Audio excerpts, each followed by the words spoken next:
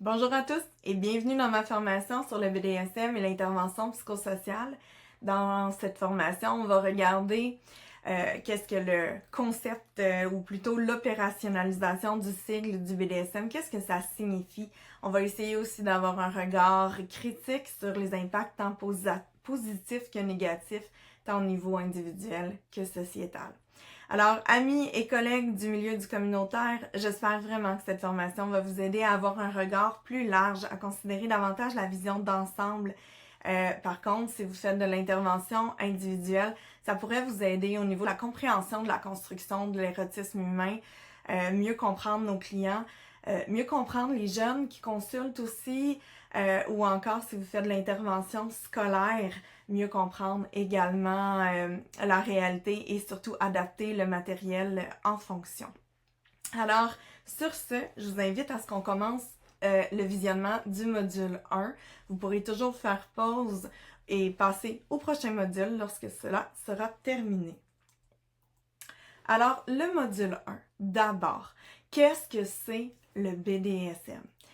En fait, c'est un ensemble de jeux sexuels, de fantaisies imaginatives qui sont caractérisés par l'érotisation de l'échange de pouvoir, la restriction du mouvement, du comportement ou encore par des sensations physiques qu'on associe traditionnellement à la douleur.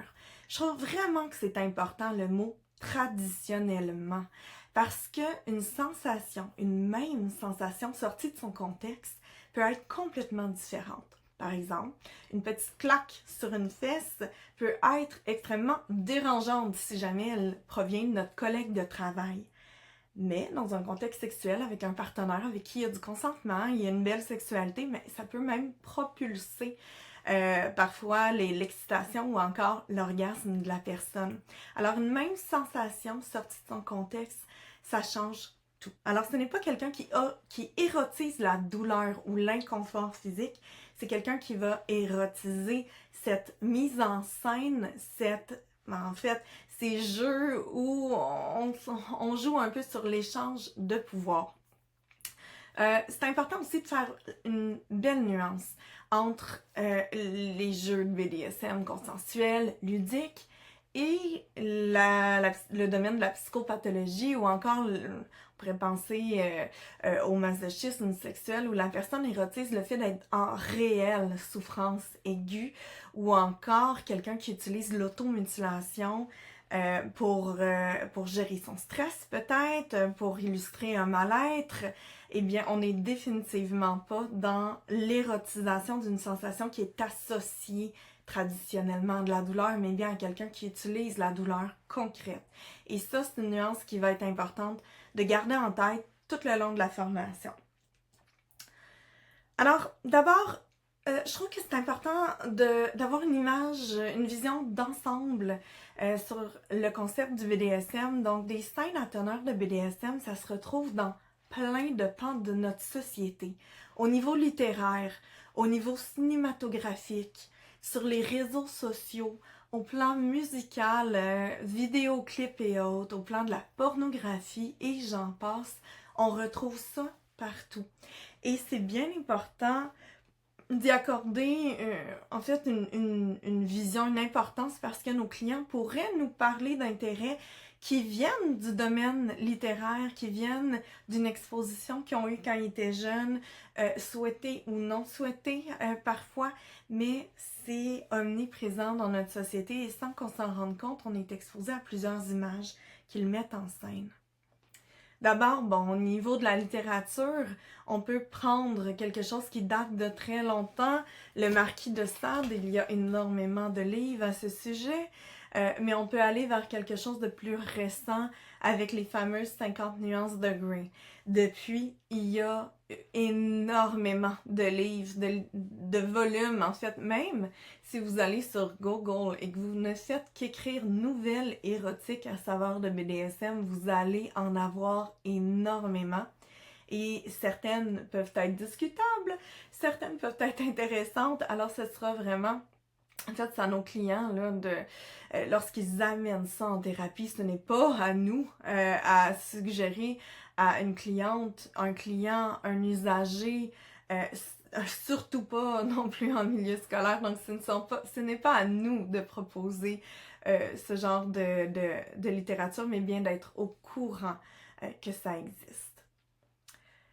Quant au volet cinématographique, en fait, encore une fois, il existe énormément de téléséries, téléséries, de films. En fait, ici, on parle davantage de films et on croit que c'est quelque chose de récent que l'univers du BDSM envahisse la sphère cinématographique avec ce fameux phénomène du 50 Shades of Grey.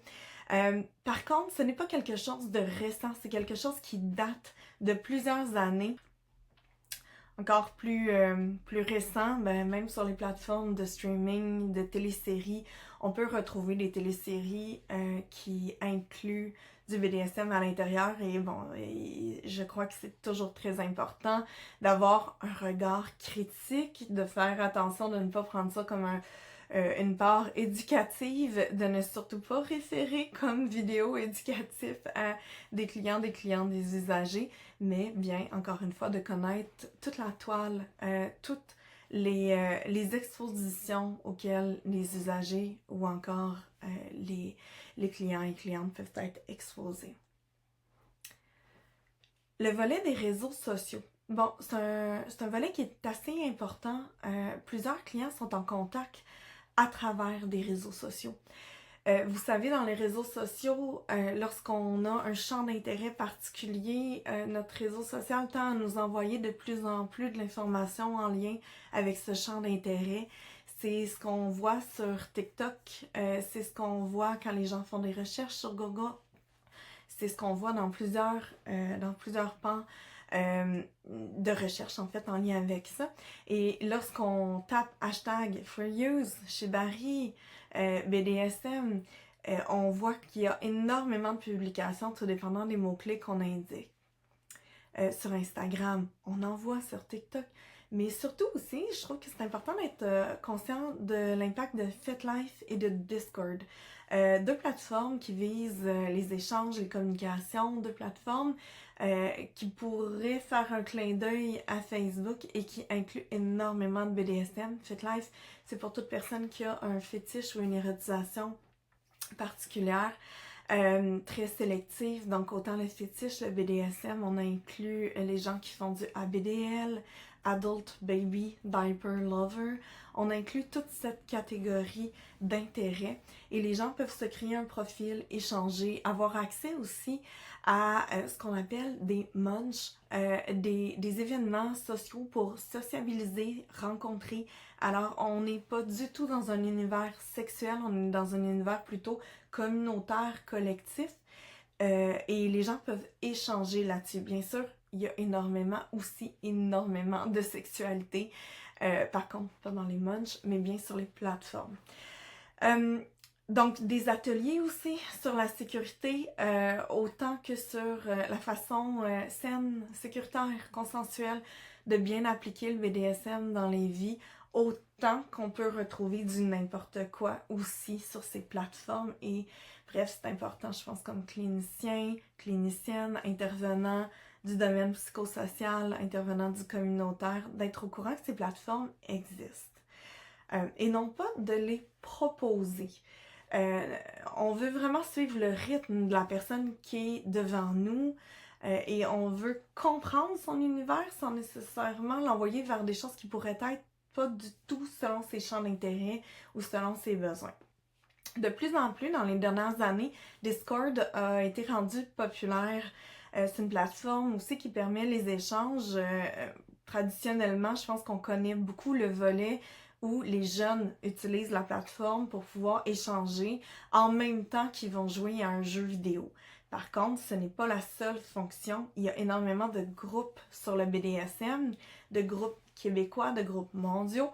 Et c'est une plateforme qu'on ne peut pas ne pas prendre en considération. En fait, s'il y a des gens qui nous rapportent utiliser la plateforme pour ça, ben c'est tout à fait véridique. Donc, le volet musical, encore une fois, on présente des images, des vidéoclips. Bon, les vidéoclips ont beaucoup moins la cote que dans les années 90, dans les années 2000. Mais il demeure que, parfois, on peut regarder un vidéoclip en même temps qu'on écoute une chanson sur une plateforme de streaming. Alors oui, les images qu'on voit, hein, on peut parler de Huxley, de Madonna, Christina Aguilera, Ariana Grande, Rihanna, ce sont tous des artistes qui ont pu intégrer, et j'en passe, il y a beaucoup d'autres artistes qui ont intégré du BDSM dans leurs clips. Alors ce n'est pas que parfois des paroles, mais c'est aussi des images auxquelles les gens sont exposés, peu importe leur âge, selon les contrôles parentaux qui ont pu être mis à la maison, mais des images quand même grand public, accessibles, facilement accessibles, autant pour les adultes que pour les jeunes. Et ben, au niveau de la pornographie, hein, on s'imaginait bien que c'était une catégorie, et c'est une catégorie qui, j'ai l'impression, est grandissante, qui a de plus en plus de matériel accessible. Donc, on prend un élément qui était jadis marginalisé, puis qui est de plus en plus accessible, présent, et même sur des sites pornographiques qui se disent féministes ou qui se disent porn for women, donc de la pornographie par et pour les femmes. Même sur ces sites, on va retrouver une catégorie. Donc, ce n'est pas... le BDSM, en fait, ce n'est pas quelque chose qui est contraire aux valeurs féministes. Une femme peut se dire avoir des valeurs féministes et intégrer du BDSM, et c'est parfois même challengeant d'explorer, d'avoir cette curiosité à comprendre, ok, pourquoi, explique-moi-le. Et parfois, on est assez surpris de à quel point ça peut servir, à quel point ça peut être une facette en fait d'agentivité, d'empowerment, de reprise de contrôle. D'ailleurs, je vous fais une petite capsule. J'ai souvent eu des clientes et des clients qui consultaient à travers, par exemple, l'IVAC, l'indemnisation des victimes d'actes criminels qui ont vécu une agression sexuelle dans le passé, ou encore une relation dysfonctionnelle avec un partenaire au sein de laquelle il y avait de la violence conjugale. Et j'ai souvent entendu que cette personne, en sortant de cette relation qui se voulait toxique, pouvait se mettre à érotiser le BDSM ensuite. Là, sur le coup, tout de suite, ça allume des red flags pour un thérapeute qui se dit, OK, il y a reproduction d'un trauma, la personne reproduit ce qu'elle a été habituée de vivre. Ce sont des réflexes qu'on peut avoir et qui sont parfois tout à fait véridiques. On peut très bien avoir des clients qui parfois reproduisent quelque chose de traumatique, et c'est donc une revictimisation. Ce n'est pas sain du tout. Par contre, on a des clients qui, eux, tout le contraire, jamais ils n'ont senti avoir autant de pouvoir, autant de capacité de mettre des limites, de mettre un cadre, de jouer une scène, et à travers même parfois une scène de soumission, la personne se sent beaucoup plus en contrôle et capable d'autodéterminer sa sexualité en mettant des balises, en disant ça j'aime pas ça. Voici le cadre dans lequel ça s'installe et ça s'inscrit. Et quand on a un partenaire qui veut favoriser le consentement, la sexualité positive avec la personne, quand on a une belle chimie, une belle communication, une belle lecture du non-verbal, eh bien c'est étonnant à quel point parfois ça nous permet de connecter avec la partie d'affirmation de soi.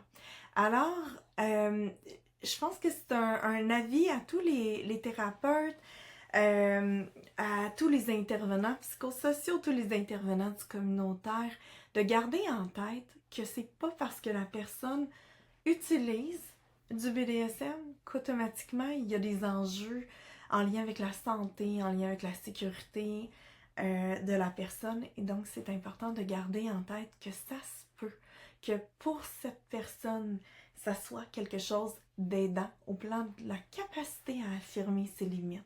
Et donc, d'avoir une belle curiosité, un intérêt, de prendre le temps de se déposer plutôt que de tout de suite statuer que ça prend une place malsaine, c'est définitivement quelque chose qui est aidant en thérapie ou en intervention psychosociale. Alors, bon, les impacts individuels et sociaux, tant positifs que négatifs, nous allons les voir. Donc, des effets bénéfiques possibles. Alors d'abord, de plus en plus, depuis plusieurs années, on a un foisonnement d'études scientifiques qui démontrent que sexualité de BDSM n'est pas synonyme de trouble paraphilique à tout coup. Nous devons être vigilants à comprendre qu'il y a un jeu, il y a une part ludique et il ne faut pas la mélanger avec quelque chose d'autre qui existe aussi. Hein? Ça peut prendre une place très toxique dans la vie de quelqu'un. C'est tout à fait possible et c'est très plausible. Donc, attention de ne pas mélanger les deux. Alors, de voir que les deux existent, mais on les démélange, on les désassocie, on considère que c'est possible d'avoir un intérêt envers des scénarios qui sont associés au BDSM et ça fait partie de la toile des possibles au niveau de la fantaisie sexuelle humaine. Alors la fantaisie sexuelle humaine, elle est très diversifiée. Il y a un foisonnement d'intérêts sexuels et de savoir qu'il y a une belle toile de plein de possibilités et que ce n'est pas parce que quelque chose déroge de ce qu'on croit être normal, traditionnel, qu'automatiquement ce serait un trouble. Donc non, non, non, ce n'est pas automatiquement un trouble et ça fait du bien pour les gens qui s'abandonnaient finalement à des fantasmes qui sentaient sortir du lot ou être en marge. Et ça fait du bien de voir que finalement c'est peut-être assez normal d'avoir une toile de diversité d'intérêts et qu'il ne faut pas stigmatiser tout de suite et tout de suite sauter au trouble, au diagnostic d'un trouble. Alors, la déstigmatisation du BDSM dans l'univers, en fait, de la littérature scientifique, dans les mises en garde quant à justement faire attention de ne pas fusionner un intérêt à un trouble, ce n'est pas toujours quelque chose qui va ensemble. Et ça a énormément d'effets bénéfiques sur une personne. En fait, qui consulte là, un professionnel de la santé, de se sentir compris, de ne pas tout de suite passer au trouble. J'ai des clients et des clientes qui sont venus en thérapie, puis qui malheureusement ils avaient consulté dans le passé, il y a plusieurs années, des professionnels qui automatiquement mettaient tout sur le dos de l'érotisation, alors que ça n'avait aucun rapport. On était au niveau de la gestion de la garde suite à une séparation, qu'il y ait des conflits au niveau relationnel. Ce n'était pas du tout en lien avec l'univers érotique de la personne. Mais dès qu'on identifiait qu'il y avait quelque chose de différent, marginal, en marge, automatiquement, un professionnel de la santé, certains professionnels que la personne avait consultés, en venaient tout de suite au fait que ça devait forcément avoir un lien, alors que pas toujours. Donc, c'est un effet très bénéfique que ça soit de plus en plus connu, diffusé, qu'il y ait de plus en plus d'articles scientifiques qui parlent du BDSM, comme quoi que ce n'est pas toujours clinique ou pathologique. Ça fait du bien et les clients qui nous consultent ou encore les usagers qui vont à un service communautaire, ça va énormément aider les personnes qui viennent nous consulter. Alors, moi, je vous invite surtout à mieux comprendre, mieux accompagner. Ça va ensemble. Si c'est un domaine qui vous intéresse, n'hésitez pas à aller chercher de l'information. L'information, il y en a de tout bord, de côté. On peut autant s'informer avec des articles intéressants, des articles écrits par des sexologues. On peut aller chercher aussi de la formation. On peut avoir cette curiosité à s'intéresser au sujet ou encore aller lire les études scientifiques ou encore les livres cliniques sur le sujet. On voit aussi que la déstigmatisation du BDSM par des professionnels de la santé, c'est quelque chose de très, très, très aidant. Là, je vous donnais un exemple tout à l'heure.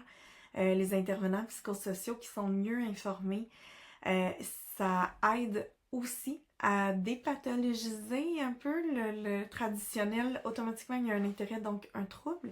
Alors, les intervenants qui sont mal informés peuvent infliger involontairement plus de mal que de bien. Il y a un foisonnement d'études scientifiques sur ce thème et je trouve que c'est vraiment important de le garder en tête.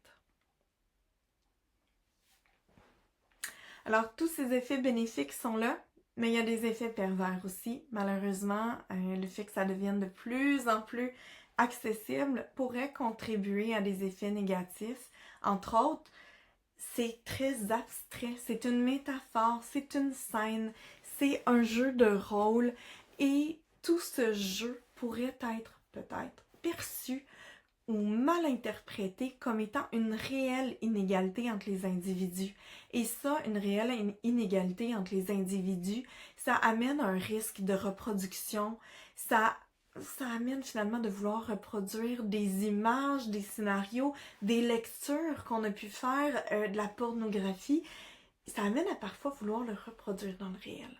Il y a des gens qui ont cette capacité de savoir que tout n'est pas bon à appliquer dans le réel. On peut parler d'un fantasme extrêmement, on dit parfois vanille, donc à l'eau de rose, romantique. Un fantasme très romantique du genre de faire l'amour sur une plage. Faire l'amour sur la plage, sur le bord de l'océan, alors que les vagues percutent la rive, que le soleil se couche. C'est un scénario très romantique. Concrètement, est-ce qu'on mérite à l'appliquer dans le réel? Certaines personnes vont adorer, alors que d'autres personnes vont se dire « Ouais, c'était pas tant agréable, hein? Je sens que j'avais du sable qui s'immisçait dans tous les orifices de mon corps, ça m'exfoliait la peau, ça me faisait mal, j'avais les genoux dans le sable, je calais en même temps, je n'étais pas bien. » C'est possible qu'un fantasme soit excitant mentalement, mais ne soit pas excitant à transposer exactement de la même façon dans le réel. Et c'est la même chose avec le BDSM. En fait, c'est d'autant plus, encore plus important de savoir qu'une scène peut être excitante pour un individu et malheureusement ne doit pas être transposée dans le réel, surtout pas si on parle de viol et que ce n'est pas du tout un scénario. Alors, mais malheureusement, ce ne sont pas tous les individus qui ont cette capacité de savoir qu'un fantasme, ce n'est pas quelque chose qu'on souhaite absolument transposer dans le réel, tel quel, de la même façon qu'on l'a imaginé. Alors, il y a des études qui rapportent qu'il y a une hausse de crimes violents en cas d'exposition fréquente de scènes violentes chez certains individus, surtout ceux qui ont un trouble paraphilique ou des individus qui sont antisociaux et qui érotisent également le BDSM.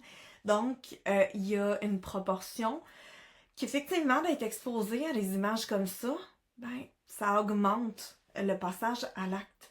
Il y a d'autres personnes qui vont banaliser le fait d'être exposé à répétition des images similaires, ben ça peut faire en sorte qu'ils banalisent, qu'ils prennent pas toute l'importance que ça peut avoir. Et ben on en a parlé, hein, cette fameuse confusion entre le souhait, entre le fantasme, entre la réalité, entre l'imaginaire. Alors des personnes pourraient vouloir recopier maladroitement des scènes sans les adapter. Et malheureusement, ça favorise la violence, ça favorise aussi un développement d'estime de soi moins forte. Effet pervers possible aussi, ben, le fait qu'un jeune puisse être en contact avec des images qui démontrent un portrait erroné de la sexualité, donc pas cette capacité à faire la nuance entre la métaphore, le fantasme et le réel, et surtout quand les jeunes sont jeunes, qui n'ont pas nécessairement encore acquis de bagages importants, ben, la notion de consentement prend malheureusement le bord et c'est préjudiciable pour leur première relation sexuelle. Alors l'exposition précoce, elle a un impact négatif chez les jeunes en général. Bien sûr, je dis en général, il y a sûrement plein de jeunes qui ont cette capacité de faire la nuance, qui ont cette maturité, cette capacité, qui ont eu de l'éducation sexuelle, qui savent très bien que tout n'est pas sage d'appliquer dans le réel. C'est génial. Malheureusement, ce n'est pas la majorité. Alors, je vous invite à avoir une réflexion critique quand il est question d'intégration de BDSM dans de la fantasmatique au plan d'une exposition précoce. Est-ce que le jeune a cette capacité de comprendre les nuances? Est-ce que ce jeune a cette capacité de comprendre qu'un souhait, c'est pas nécessairement... En fait, qu'un désir sexuel, c'est pas nécessairement un souhait à appliquer dans le réel? Est-ce qu'il est capable de comprendre le vécu versus le fantasme? Est-ce qu'il y a une banalisation de la violence sexuelle ou est-ce qu'il y a une totale capacité de comprendre l'abstrait, la métaphore? Donc, pour tous ceux qui font de l'intervention avec les jeunes, à la limite, les parents, si un jeune a été exposé, qu'on a conscience qu'on a une discussion avec lui, on peut se poser toutes ces questions. Alors se poser la question, est-ce que ça a eu un impact, cette accessibilité chez les jeunes? Et bien sûr, on a toujours en tête qu'il y a des contrôles parentaux, qu'on fait bien attention. Moi, j'aimerais vous partager une petite vignette qui est arrivée à l'école où mon fils va. Alors, c'est une vraie vignette qui est arrivée dans les dernières années. Et en fait, ça concerne le transport scolaire. Beaucoup de chauffeurs d'autobus vont tolérer les cellulaires dans l'autobus parce que des jeunes qui sont scotchés sur un écran, c'est plus facile de faire le transport alors que d'entendre les jeunes crier, hurler dans l'autobus tout le long du voyagement. Ça peut être lourd sur certains chauffeurs. Alors, même si on a une directive de ne pas permettre ça, il y a certains chauffeurs qui vont les tolérer. Et l'année où c'est arrivé, un jeune enfant avait son cellulaire et n'avait probablement pas de Family Link, contrôle parental ou autre plateforme qui nous aide à contrôler ce que les jeunes peuvent voir ou ne pas voir. Et ce jeune avait dans son cellulaire, je ne sais trop comment il a mis la main là-dessus, mais il y avait dans son cellulaire une vidéo pornographique de BDSM. Il forçait son camarade de banc à regarder. Regarde! Hey, c'est complètement fou, c'est divertissant, c'est drôle, c'est bizarre. Et il le forçait à regarder. Et le jeune qui était exposé contre son gré a eu vraiment... Ça a eu un impact très négatif sur lui. Il a fait des cauchemars, ça allait pas bien dans les semaines à venir. Il ne comprenait pas l'abstrait, la métaphore. Pour lui, c'était vraiment une scène de viol auquel il était exposé. Et c'est ce genre de scène, quand on a une exposition qui est précoce, ça a un impact. Ça a un impact en général beaucoup plus négatif, qui ancre certaines idées préconçues sur qu'est-ce que la sexualité entre deux personnes. Au Québec, on n'a pas beaucoup d'études sur ce sujet. Des études québécoises, là, on a deux grandes catégories là, qui essayent de ratisser large. Il y a la commission spéciale sur les impacts des écrans qui a été faite par Abilo Media. Puis on a la commission spéciale qui a été demandée par le gouvernement sur les impacts des écrans et des réseaux sociaux sur la santé et le développement des jeunes. Donc, dans ces deux études, on pourrait peut-être parler même de méta-analyse alors qu'il n'y a pas énormément de contenu, là. Ce qu'on dit, c'est que le contenu non recommandé ou illicite via l'exposition des jeunes à des écrans se fait à un âge où le jeune essaie de définir qu'est-ce qui est normal, qu'est-ce qui ne l'est pas au plan sexuel. Il essaie de se définir au niveau sexuel. Et le contenu préjudiciable, peut entraîner de la mésinformation, de la désinformation, l'exposition à du contenu violent, haineux, sexiste, qu'un adulte pourrait peut-être faire plus facilement cette nuance, mais qu'un jeune, à l'âge où il y est exposé, c'est bien difficile. On a une étude qui a été faite sur 1508 Canadiens qui a été encadrée par le comité d'éthique de l'Université de Carleton, qui nous montrait que 32% des jeunes mentionnent avoir déjà vu du contenu pornographique sur Internet sans nécessairement le chercher. Et parmi eux, 91% avaient entre 9 et 13 ans lorsque c'est arrivé pour la première fois. 9 et 13 ans. Moi, je trouve que c'est particulièrement jeune. On parle de jeunes, encore une fois, la vignette de qu'est-ce qui s'est passé dans l'autobus scolaire, alors que c'était un autobus, non pas secondaire, là, mais primaire. On parle de jeunes qui étaient en primaire 2e année. Alors, c'est de l'exposition, il faut pas le prendre à la légère. Il faut prendre en tête que ça fait partie de la toile de la complexité. Les études américaines, maintenant, qu'est-ce qu'elles disent? On a beaucoup plus d'études américaines. On a une méta-analyse qui a été faite par Rob et collègues. Et l'âge auto-rapporté de la première exposition à la pornographie, que ce soit accidentelle ou intentionnelle, eux, ils disaient que c'était autour de l'âge de 12 ans, donc une moyenne. 80% des jeunes qui avaient regardé 3 jours ou plus dans la dernière semaine. Donc, des jeunes qui consomment du contenu pornographique, ils consommaient en fait du contenu violent ou non consensuel. Donc, plus un jeune regardait, s'exposait, plus il avait tendance à en consommer. 52% des adolescents qui ont visionné de la pornographie avaient mentionné que les images dépeignaient des scènes de viol, d'étranglement ou de douleur. 52% de ceux qui ont visionné de la pornographie, c'est énorme quand on parle d'adolescents ou de préadolescents. Et quel impact ça a? Ça a un impact immense sur les croyances. 21% des jeunes, sans distinction à ce qu'ils regardent, disent que la majorité des gens, ils aiment être frappés dans la sexualité, fouettés ou tapés pendant les relations sexuelles. Donc, encore une fois, on est loin de... c'est pas la majorité des gens qui aiment être étranglés, tapés, fouettés pendant une relation sexuelle. Alors, ça a vraiment un impact sur les schèmes sexuels, les scénarios, les scripts qui ont l'impression qu'ils sont normaux d'érotiser. 14%, c'est quand même énorme, pensent que mettre les mains autour du cou et d'étrangler un partenaire, c'est sécuritaire, parce qu'ils le voient dans la pornographie, il n'y a pas de danger, c'est sécuritaire, alors que l'asphyxiophilie, c'est quand même quelque chose de très risqué, de dangereux. Donc, ces données augmentent quand on sait que les jeunes visionnent beaucoup de pornographie, surtout beaucoup de contenu violent, ces données tendent à augmenter.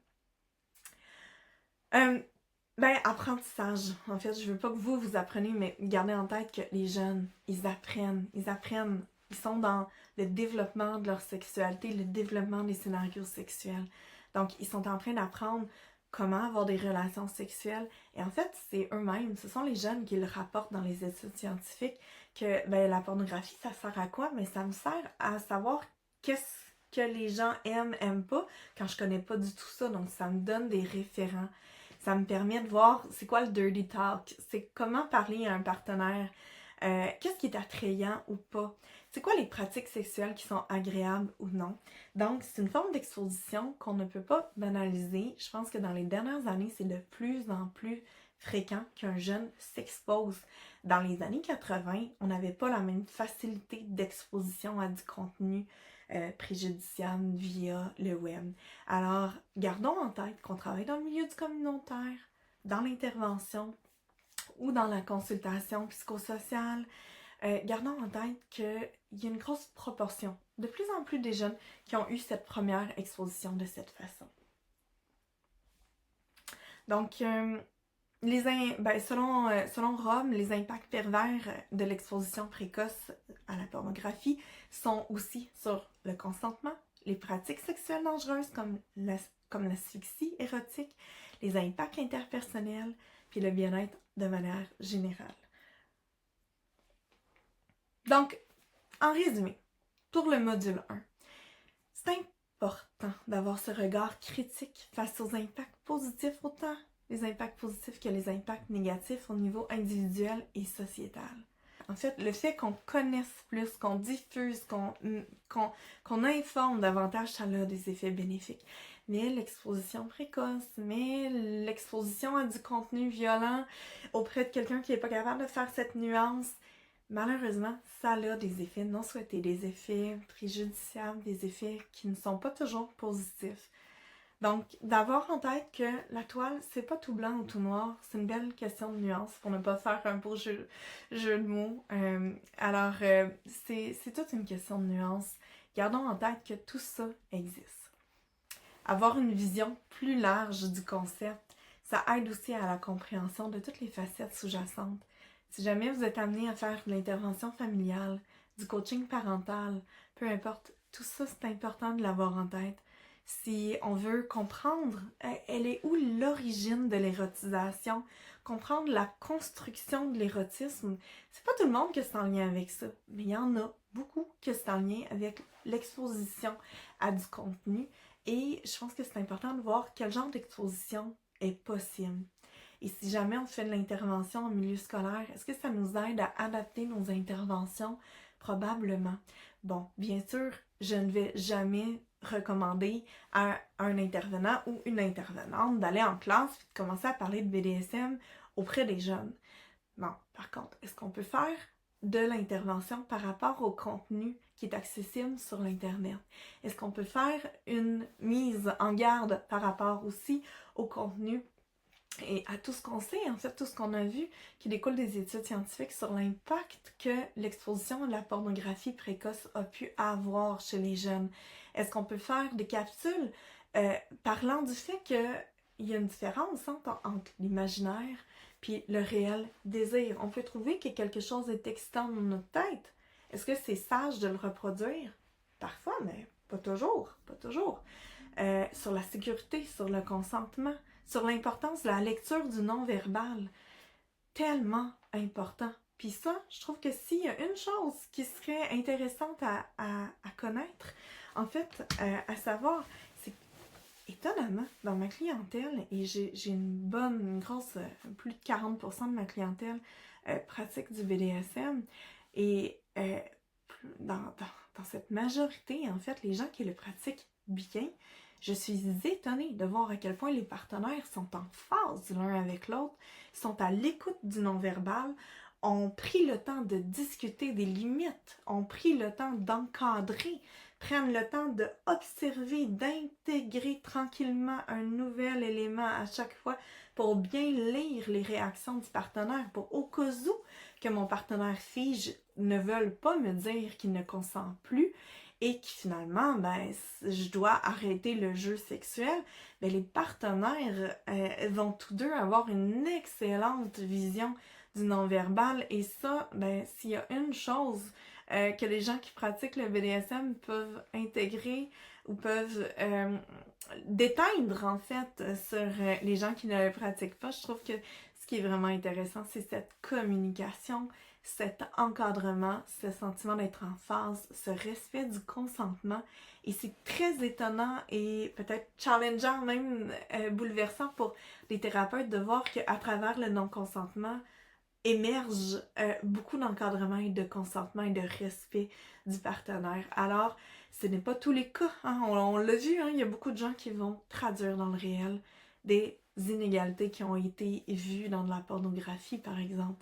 Donc, il faut vraiment faire attention que ce n'est pas une généralité. Mais pour quelqu'un qui le fait bien, ça peut être une chose intéressante de garder en tête qu'il y a beaucoup de lecture du non-verbal. Et bref, je reviens à ma phrase initiale. Tous ceux et celles qui font de l'intervention en milieu scolaire, cette fameuse question de lecture du non-verbal, de consentement, de respect de l'autre, on est loin du thème BDSM, mais on n'est pas si loin que ça. Donc, sur ce, je vous dis merci d'avoir été présent pour ce premier module et j'espère vous retrouver dans le second qui va suivre.